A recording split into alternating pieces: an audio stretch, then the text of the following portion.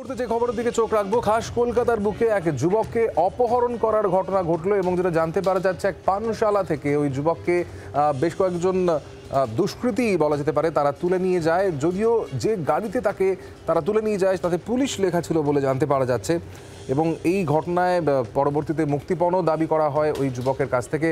Police তদন্তে নেমে ইতিমধ্যে ওই যুবককে উদ্ধার করতে সক্ষম হয়েছে বলে জানতে পারা যাচ্ছে, কিন্তু কারা এই ঘটনার পেছনে সেই বিষয়টি এখনো পর্যন্ত পুলিশ তদন্ত করে দেখছে। আমরা এই বিষয়ে আরও জানবো। আমাদের সঙ্গে এই মুহূর্তে রয়েছেন আমাদের প্রতিনিধি রনয়। কি জানা যাচ্ছে, কারা এই যুবককে অপহরণ করতে চাইছিল এবং কিভাবে জানা গেল এই বিষয়টি, কিভাবে পুলিশ উদ্ধার করতে সক্ষম হলো এই অপহৃত ব্যক্তিকে?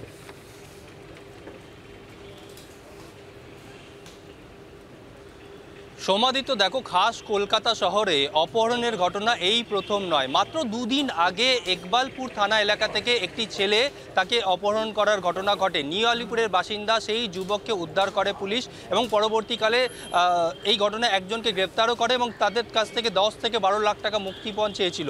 সেই ঘটনার রেস কাটতে না কাটতে এবার হরিদেবপুর থানা এলাকাতেও ঠিক একই রকম ঘটনা ঘটলো। পুলিশ সূত্রে যেটা আমরা জানতে পাচ্ছি, গতকাল রাত্রি 10:30 নাগাদ পুলিশের কাছে অর্থাৎ হরিদেবপুর থানার পুলিশের কাছে একটি খবর আসে, একটি ফোন আসে।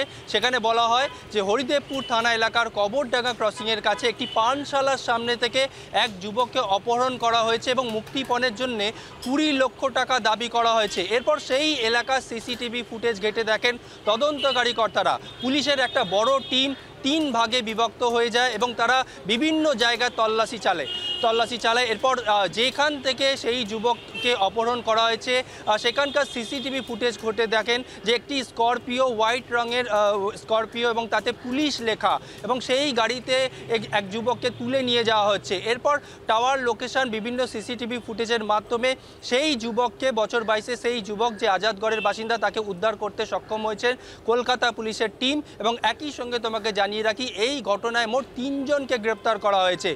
বিপ্লব পাত্র, অশোক মাঝি এবং অরুণাংশ দাস, এই 3 জনকে গ্রেপ্তার করা হয়েছে। এরা 3 জনই কলকাতার বাসিন্দা এমনটাই পুলিশ সূত্রে জানা যাচ্ছে এবং মুক্তিপণের জন্য 20 লক্ষ টাকা চেয়েছিল এই 3 অভিযুক্ত।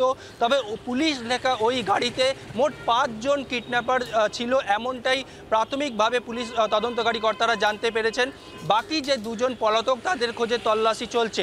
তবে পুলিশ সূত্রে যেটা জানা যাচ্ছে, গত 2 দিন আগে ইকবালপুর থানা এলাকায় যে অপহরণের ঘটনা ঘটেছিল এবং গতকাল রাতে হরিদেবপুর থানা এলাকায় যে ঘটনা ঘটলো, আগের ঘটনার সঙ্গে এই ঘটনার কোনো মিল রয়েছে কিনা, যারা অপহরণ করছে তাদের কোনো একটা চক্র আছে কিনা, গোটাটাই কিন্তু এই মুহূর্তে তদন্তের বিষয়।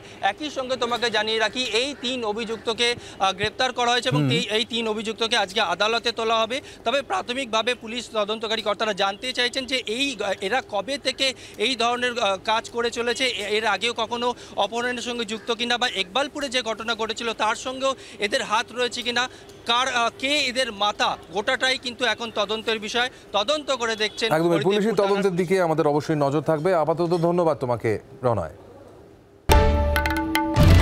বাংলার আওয়াজ, বাঙালির আবেগ, জি 24 ঘন্টা।